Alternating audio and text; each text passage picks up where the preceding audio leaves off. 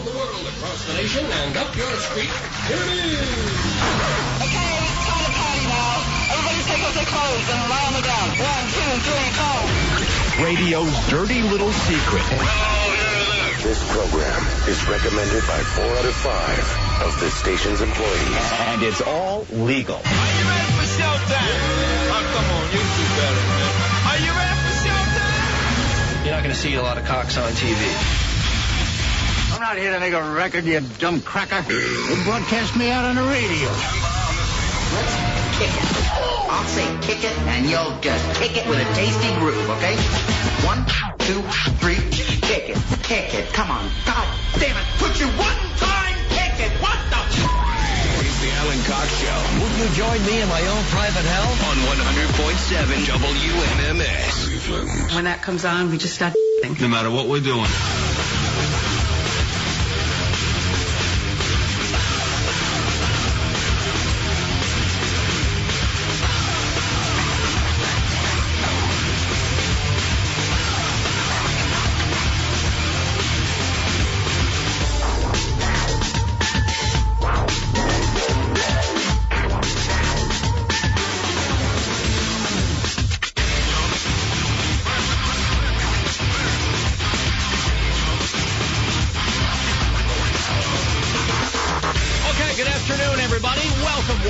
Mr. and Mrs. America.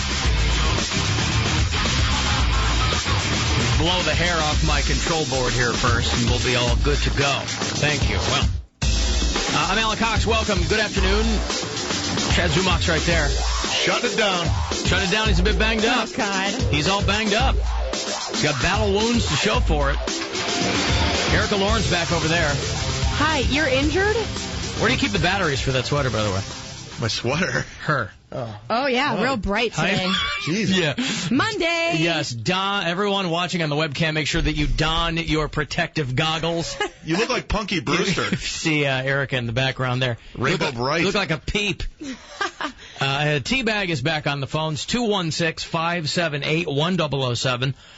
Toll free, you can get in 800-348-1007. The number to text is 35192. The aforementioned webcam and the podcast and the chat room and all that are at AlanCoxShow.com. All right, let's have it. Where do I start? What's wrong with your hands? Start at the beginning. This could be like the Rock and Roll Hall of Fame show if I keep going. Okay, start at the beginning. Well, I hurt my hand by, how do I put this? By jumping out of a moving limo. Okay, you jumped. Now, when did this happen? I'm surprised that's the only injury you got, jumping out of a moving limo. Oh, you should see my wrist. I broke my Did you get watch. road rash? Yeah, I broke my... Oh, no, not that. My knees. Not what? Watch broke. Shut up, Erica. Watches are awesome. Yeah. And I couldn't move my hand all day yesterday, and today I got it looked at. All right, so tell us. Is it broken? It's not broken. This all happened yesterday? No, this happened Saturday night. Saturday night. All right. So you know how we decided we were doing like a little comedy tour amongst these faraway places? Like we're calling ourselves the Scumbags of Comedy. Scumbags of Comedy. The first show was Saturday night? It was out at the Musketeers Bar in Richfield, but it was Mike Polk, Joe Howard, and Hot Carl. And essentially it's just an excuse for us to hang out. And just if I can interrupt you, you got a limousine for this? Yeah. We took a limo to a bar and grill. Uh-huh. It's like wearing a tuxedo to a bonfire. Doesn't make any sense. Sure. You probably paid more in the limo than you earned in comedy money, right? That's probably true. Yeah, well, probably true. Somewhere around there. Yeah, somewhere around there. What you spent on drinks. Broke even. And subsequent medical bills. Dude, yeah, I'm completely in a negative after this gig. Yeah, like you have no idea. Oh, I have a pretty good idea. The level of nonsense that have happened. You're in the hole. All right, so you guys did a show on Saturday night. Yeah. I expect it was a roaring success. Everybody was drunk, celebrating. It was fun. And then it just went downhill from there. So what we're doing is trying to go to these far away places that don't essentially get comedy. Like they don't get down to the city. Full towns with nothing but frowns, no laughter. Exactly. Right. So towns of frowns. So the idea is good, and but the problem is like we drink a lot on these shows, and I pulled the biggest rookie mistake. I didn't eat again. I just quit. I keep forgetting to eat. Okay. And the bar owner was a really nice guy. He's buying me shots. A bartender's buying me shots. And I think somebody put something in my drink. Somebody roofied you. Really? I really do, because I don't remember anything that happened. Not one thing, and it's scary, man. That's why I'm saying I'm shutting it down. I am scared. Okay. I sat in a corner yesterday, had an intervention with myself, yelled at the gods. That is the worst intervention ever. That was terrible. Yeah, with yourself. I know. I ended up leaving the room. Chad, you've really got you walked out. I don't need to listen to this nonsense. But at one point, all I know is this is what's being told to me from Joe, from Mike. I don't. So you have to memento yourself out of this once again. Yeah. All right. And basically, at one point on the limo ride back, I guess somehow Mike convinced me that he was a Republican and he owns a gun, and I flipped out. I freaked out. I was calling him swear words, and listen, like, in retrospect, like, I don't care if the guy owns a gun. He doesn't. He was just messing with me. So, in the heat of the argument, I decided the best idea to end this argument is I jump out of the limo. Now, how quickly was the vehicle going at the time? I'd say about 25. 25 miles an hour, you figure you'll jump out of the... Yeah. I was like, I'm out of here. This is all being told to me. They're all... this is all... You've been inceptioned. They're all telling you exactly what happened. Yeah. In retrospect, you have to piece this together. Yeah. Okay. And, by the way, that's the dumbest thing in the world. I'm drunk. I could have been easily killed. A car could have hit me. I didn't know what was behind me. You were on the highway. We were on the road. I don't even know. I don't even know where we were. Okay. I have no clue. And I guess I jumped out, and I was rolling down the street.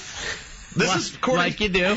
Yeah. Who are you? Yeah. Like, I know. Like I'm in some action film. What are you, Hardcastle and McCormick over here? Yeah. What the hell's going on? So you could have been dead under those circumstances. I could have been dead. You could have been killed. It could have been a very different show open today. Absolutely. And then Polk says to the limo driver, he goes, yeah, sir, would you mind circling back? I think my friend just jumped out of the limo. He's like, excuse me? He's like, yeah, we're going to go pick him up.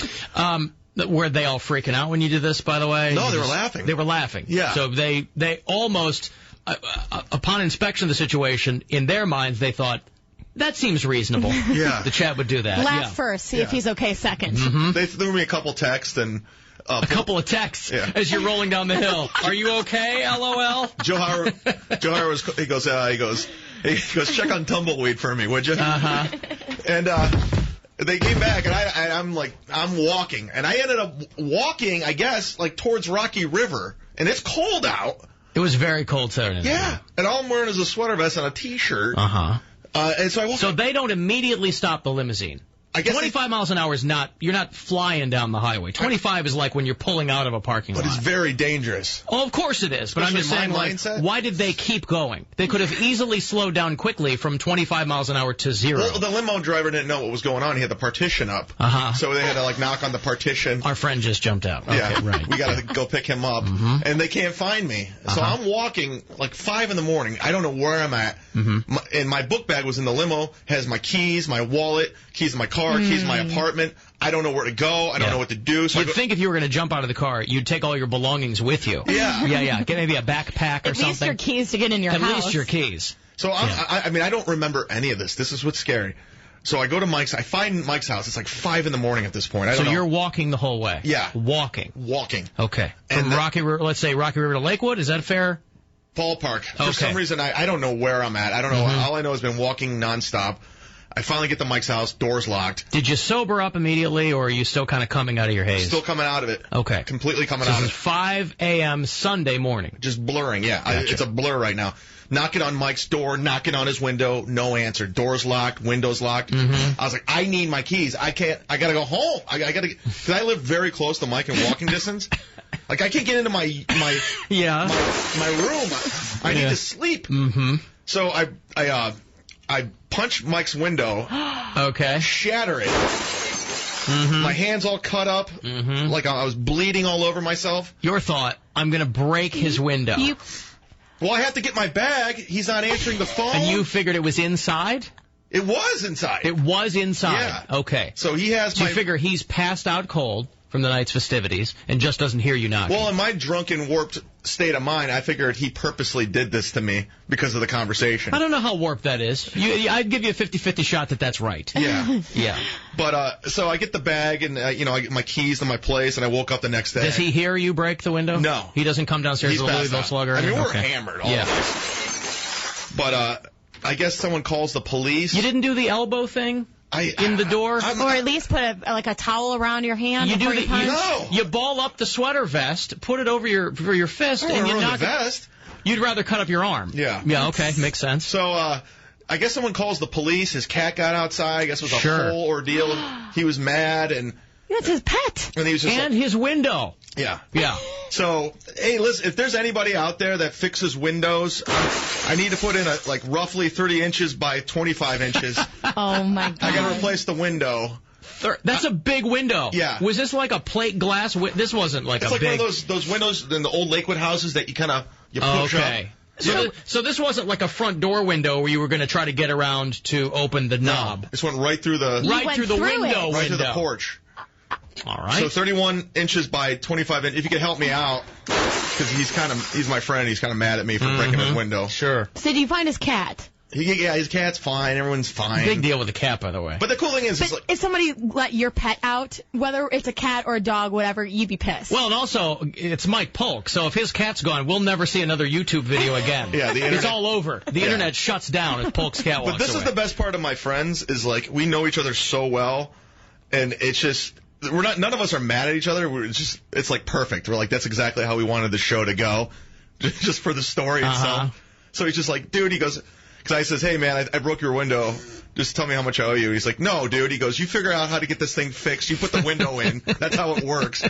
I'm not mad or anything. Just get the window fixed. You fix the window. So you jacked up your wrist punching the window. No, jumping out of the limo. Oh, jumping out of the limo. But you used the same hand to punch the window. You used the same hand to punch the window? Yeah, but at the you didn't even want to mix it up. I wasn't even feeling anything. Not an elbow. There was I wasn't feeling pain. I was like an X-Man. Like I was invincible. So did that put all game day festivities on hold then? No, I still went and watched the Browns game. Yeah. I was in pain. Right. Yeah. Mike's house. Little hair of the dog? Yeah. So you watched the game at his house? Yeah, in Kent. You went back to his... Oh, at Beaters. Yeah. Oh, I was like, you didn't go back to Polk's house. No, he's been weird. I just got to fix his Everyone's window. sitting in the living room with a plastic sheet with a plastic sheet, and they've got fleece jackets on because it's freezing.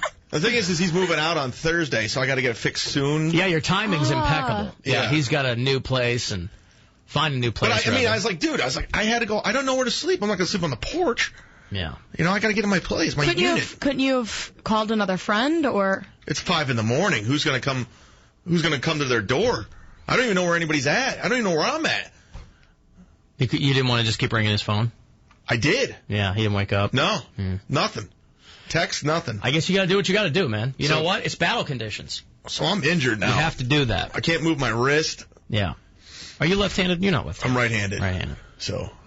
All right, so there's a silver lining there. I know how you hurt your wrist. Everybody, all right. Is that what everybody said? Yeah, I'm like, I know how you hurt your wrist. Hilarious. Too much jacking off. I get it. Yeah. Oh, yeah. Genius. Carpal tunnel. Genius. All right, well. All right. So we're glad you didn't die. Yeah, I could be dead. You could be dead. I'm really scared. I was really scared by my actions. I couldn't believe I would do that. Like, so you think somebody roofied you? I really do, because what sane person goes, I'm jumping out of this car, right? Because you're not winning an argument. Well, but sanity is not the issue. Inebriation is the issue. I think someone slipped me something, man. Because it wasn't a drunk. It was like how do you just not remember any of this? Like, I don't remember. The only thing I remember is the window. That's it. Everything else is blank. I just like the fact that your friends, when faced with this, probably did one pass to find you and said, can't find him. Take us home, please. Yeah. It's 5 a.m. When they're only going 25 miles an hour. 25 miles an hour. They probably could have easily called you or something and figured out where you were. They went home. They're like, I'm tired. I want to go home, get some sleep. He'll make his way back. He's fine. So that was the first. It's like one of those Benji movies where he crosses the country. And, So that was the first start of our shows. I can't wait for our next gig. I'll probably get my head cut off or something. Yeah, right? Ugh. Well, there you go. Now, when people, this didn't happen on stage, obviously, but when people go to the scumbags of comedy shows, that ticket insures you possible bodily harm to one of the comedians. Yeah. Down the road. I know. That's a nice little selling point. Especially if you buy them a drink. That will just add to it. To this day, I'm not accepting drinks from listeners or anybody. It's very sweet and very nice. We're shutting it down! I can't accept, because I think I got roofied.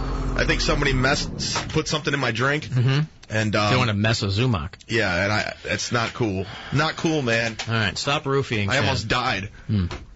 All right, I'm late here. I got a break. We'll come back. I'm going to have $50 to El Tolteca in Brooklyn. Sounds Hispanic. The Mexican Grill. It's the Alan Cox Big Friggin' Deal this week. We'll get you $50 to that place. Get yourself some food at their casa. Oh. What's food? The Alan Cox Show on 100.7 WMMS.